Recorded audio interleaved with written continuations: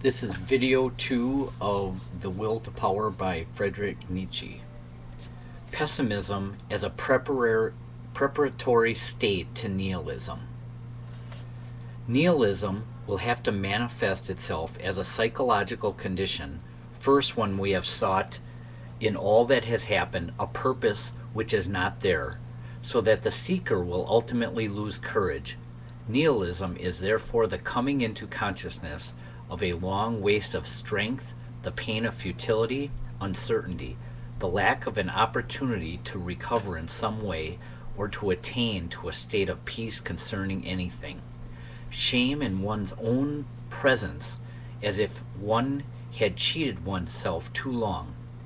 The purpose above mentioned might have been achieved in the form of realization of a most high canon of morality in all worldly phenomenon, the moral order of the universe, or in the form of the increase of love and harmony in the traffic of humanity, or in the nearer approach to a general condition of happiness, or even in the march towards general non-entity.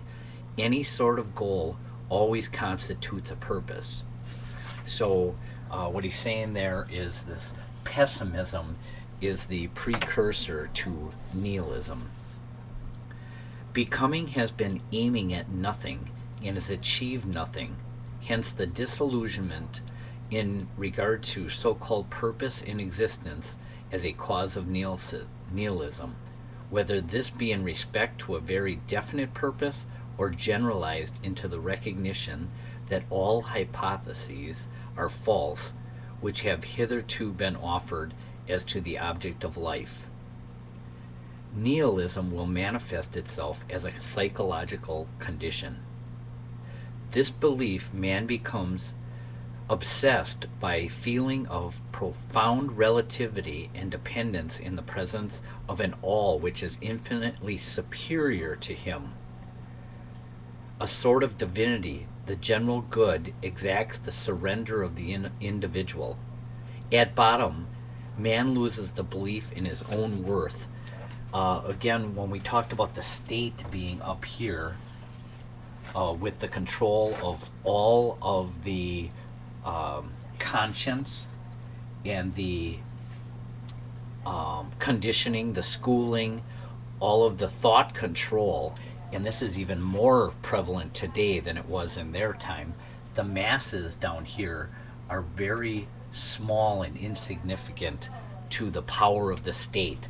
And when they say you need to believe in certain things, back then it was the Christian faith and all of these types of things.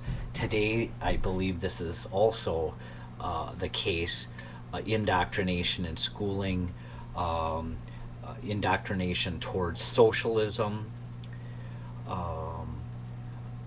conforming, global warming, and other ideas get infiltrated into the education system, not only in education and schooling as minds and children are developing, but also through movies and laws and other news outlets and media. All of this is part of a mass conditioning that keeps the masses within this society. A final form of nihilism comes into being which comprises a denial of the metaphysical world and which forbids itself all belief in a real world. From this standpoint, the reality of becoming is the only reality that is admitted. All bypaths to back worlds and false godheads are abandoned. There was this belief by Friedrich Nietzsche that there were basic natural ways that life progressed. Survival of the fittest, self-interest. Ayn Rand got into this a lot.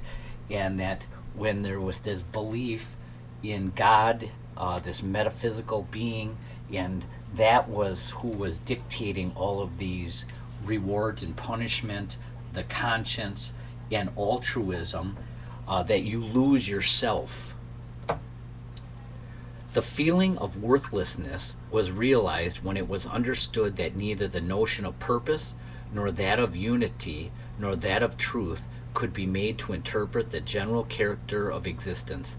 Nothing is achieved or obtained thereby. The unity which intervenes in the multiplicity of events is entirely lacking.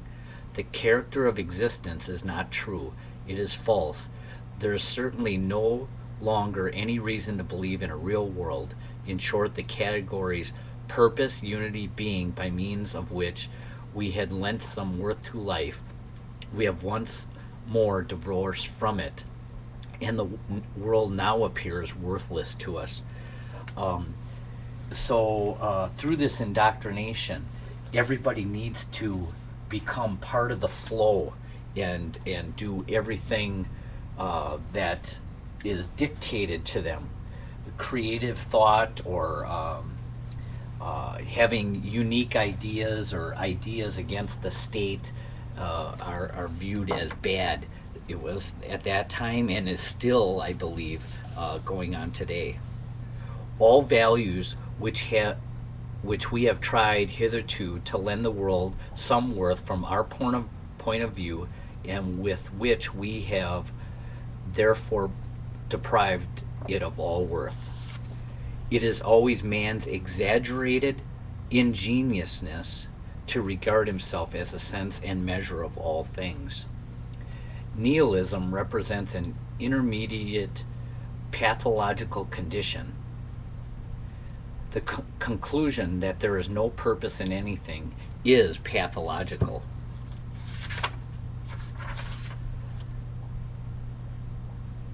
That there is no truth, that there is no absolute state of affairs, no thing in itself, this alone is nihilism, and of the most extreme kind. These values are not real and never have been real, but that they are only a symptom of strength on the part of the valuer, a simplification serving the purpose of existence. Friedrich Nietzsche did not believe in nihilism per se, but it was because of this indoctrination and the falsehood and the lie is what created the nihilism. He called this the modern world and modern state of affairs. He did not believe existence itself was a cause of nihilism. And as you'll see later, and that's what takes him to the concept of Superman, to get out of these limits and become a free thinker, driven by ambition and goals and achievement.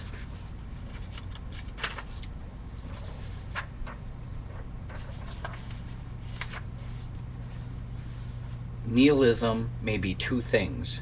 Nihilism is a sign of enhanced spiritual strength, active nihilism, or nihilism is a sign of collapse and the decline of spiritual strength, passive nihilism. Buddhism is a passive nihilism. Nihilism is not only mediating over the in vain, not only in the belief that everything deserves to perish, but one actually puts on one shoulder the plow one destroys. This, if you will, is illogical, but the nihilist does not believe in the necessity of being logical. It is the condition of strong minds and wills, and to these it is impossible to be satisfied with the negation of judgment. The negation of deeds proceeds from their nature. Annihilation by the reasoning faculty seconds annihilation by the hand. The courage of all one really knows comes but late in life. It is only quite certainly that I have acknowledged to myself that therefore I have been a nihilist from top to toe. The energy and thoroughness with which I march forward as a nihilist deceive me concerning the fundamental principle. when one is progressing towards a goal, it seems impossible that aimlessness per se should be one of the fundamental articles of faith. And with that, I'll end this.